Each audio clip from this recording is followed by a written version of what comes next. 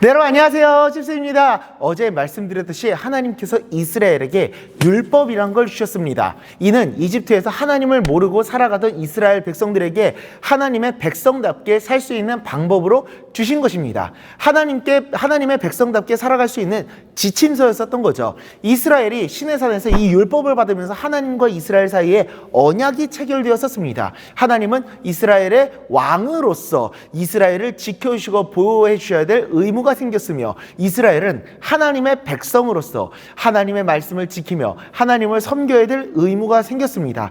그리고 이렇게 서로의 의무를 다할 때 이를 의롭다라고 했었습니다.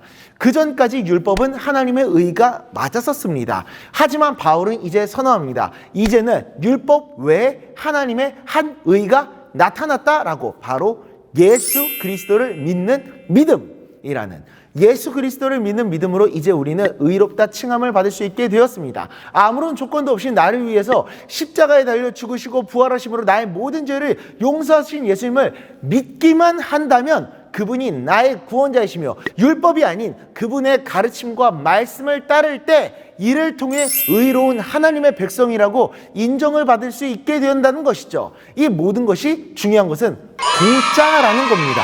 죄로 인해 하나님의 영광에 이르지 못하게 된 우리 인간들에게 그 영광에 이를 수 있는 길을 열어주신 겁니다. 그런데 아무런 조건도 대가도 바라지 않으셨다라는 겁니다. 우리가 돌아오기만을 간절한 마음으로 바라시는 그 마음으로 그 길을 열어주셨었던 거죠. 그래서 이를 은혜라고 합니다. 아무런 조건 없이 주신 선물이라는 뜻이죠.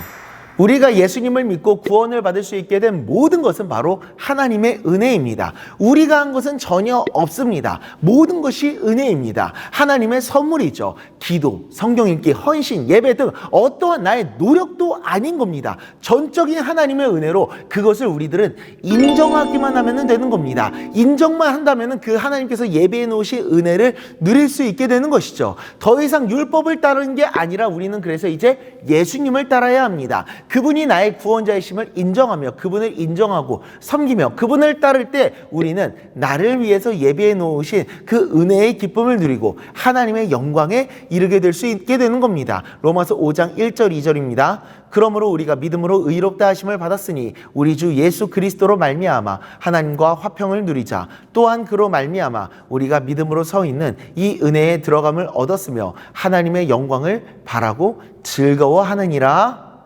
아멘. 우리를 위한 하나님의 은혜의 길 예수 그리스도를 믿음으로 바라보고 소망하며 하나님과의 화평과 즐거움과 영광을 누리며 살아가는 우리 모두가 될 수 있기를 간절히 소망합니다. 기도하겠습니다.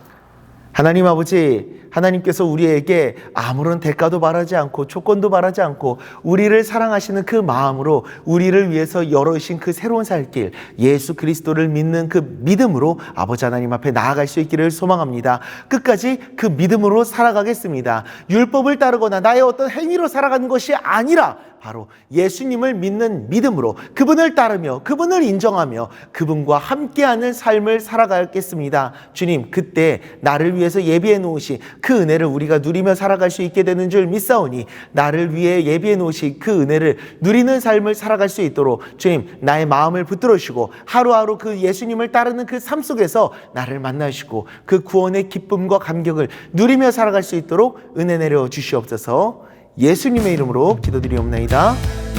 아멘.